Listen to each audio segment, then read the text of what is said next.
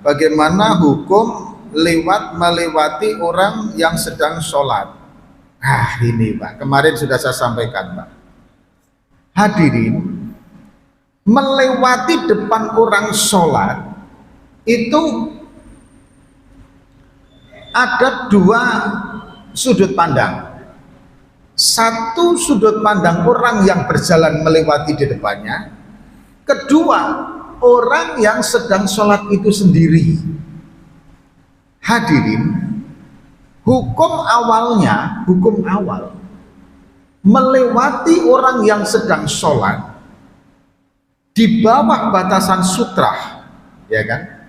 Ada orang sholat, kemudian sudah dikasih sutra, sudah dikasih batasan, Pak. Anda melewati depan itu haram hukumnya, Pak, karena sudah jelas ada pembatasnya di situ. Lah kok melewati depan situ haram, Pak? Bahkan Rasulullah SAW sampai memberikan satu ancaman itu, lebih bagus berdiri selama 40, dalam tanda petik apakah 40 tahun apakah 40 hari tidak disebutkan, Pak, daripada melewati depan orang yang sedang sholat yang memang sudah ada batasan sutranya gitu loh, Pak. Haram tanpa ada keterpaksaan. Yang kedua, hadirin, bagaimana jika tidak dikasih sutra orang itu, kemudian kita melewati depannya, memakai takriron, memakai perkiraan. Nah, perkiraan takriban, memakai takriban, perkiraan. Jadi kira-kira dia itu sebatas jauhnya sujud, itulah batasan atas sutrahnya. Itu memakai takriban, perkiraan, pendekatan. Kemudian hadirin yang dirahmati oleh Allah, jika memang terpaksa tidak ada jalan lain hanya di situ, ya tetap akhirnya boleh, tapi dengan adab. Contoh misalkan hadirin, Bapak sholat, kemudian Bapak batal, mau nggak mau kan Anda kemudian akan keluar dari barisan sholat. Mau nggak mau Anda tetap akan melewati depan orang sholat. Tapi ambil yang paling sedikit. Misalkan begini, Pak, Bapak di sini cuma 2 shop, kemudian Bapak di depan, Anda batal sholatnya, ya Anda kemudian keluar, tapi jangan ke sana. Kalau Anda ke sana, ya kemudian jelas akan melewati depan orang sholat banyak. Anda lewat sampingnya, samping orang kemudian sampai ke belakang, lebih bagus lewat sampingnya daripada lewat depannya, gitu loh, Pak. Ya pakai logika gitu loh. Atau kemudian ketika yang dipakai misalkan ini imamnya di sini gitu, Pak, ya. Imamnya di sini, ke belakang itu ada 5 soft, Pak. Sementara ke depan di sana ada pintu untuk keluar, cuman melewati 1 soft kemudian bisa di depan sutra. Kan batasannya sutra sini, Pak, karena di sini kan kosong.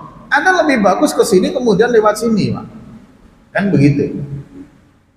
Tapi kalau depannya cuma 1 soft, ya Anda lebih bagus ke belakang kemudian lewat belakangnya. Gitu loh.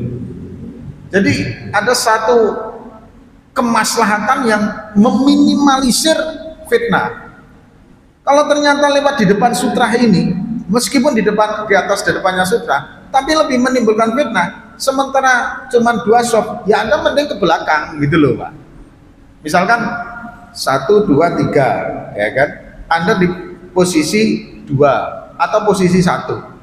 Ketika keluar dari barisan sholat itu cuma melewati 2 orang lewat sampingnya, ya lebih baik ke sini daripada lewat meskipun di depan sutranya, gitu loh, Pak. Jadi mana kemaslahatan yang lebih baik? Kenapa itu diperbolehkan? Karena lidarurat, ada posisi yang berada di dalam keadaan darurat. Nah, kemudian yang keempat, bagi orang yang sholat sunnah terutama, yang mohon maaf, cari tempat yang kira-kira masih memungkinkan orang untuk bisa lewat, gitu loh, Pak, sehingga tidak menghalangi untuk orang sholat, untuk orang lewat. Contoh misalkan begini, Pak, udah masjidnya kecil, tidak terlalu besar, ya kan?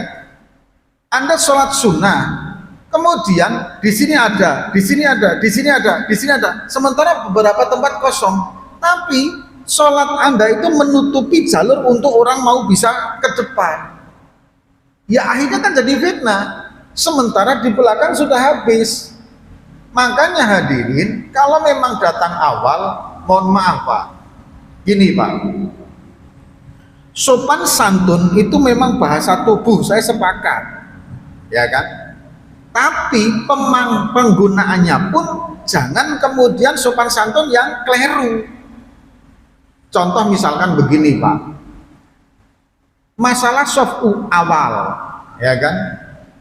Anda merasa bahwa saya masih muda, dulu kan yang tua, ini sopan santun yang keliru Pak.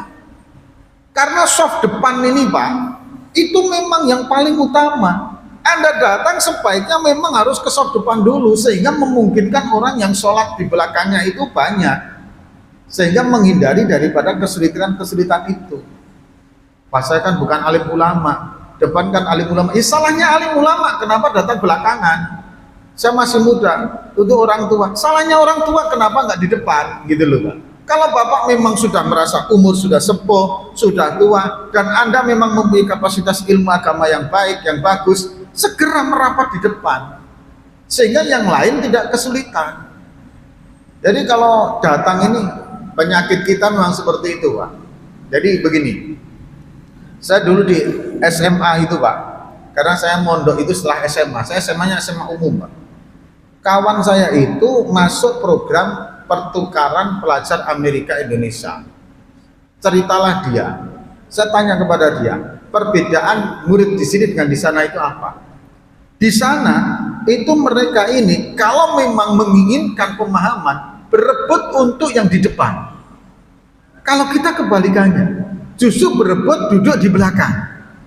Memindahkan duduk di belakang ke depan itu lebih mungkin memindahkan gunung daripada memindahkan orang duduk di belakang ke depan Pak. Itu Masya Allah, susahnya luar biasa.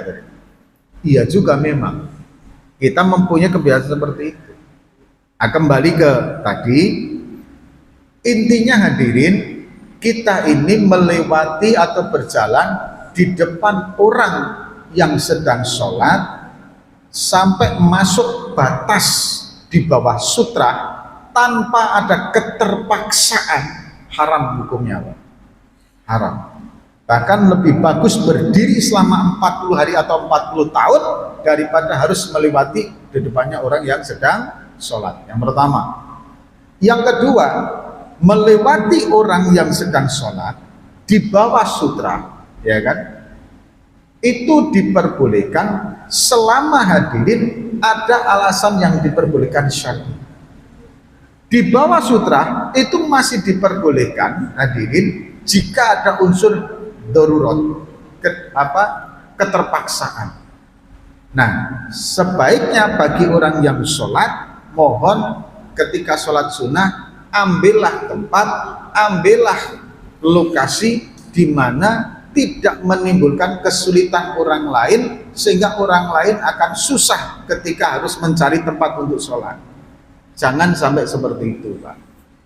Bubar nih, habis sholat jamaah, ya Bapak janganlah sholat kemudian di depan pintu sana, orang mau keluar masuk kan jadi susah, mepet ke sini, ya kan, atau di belakang tiang, gitu loh Pak, sehingga orang lalu lalang itu bisa.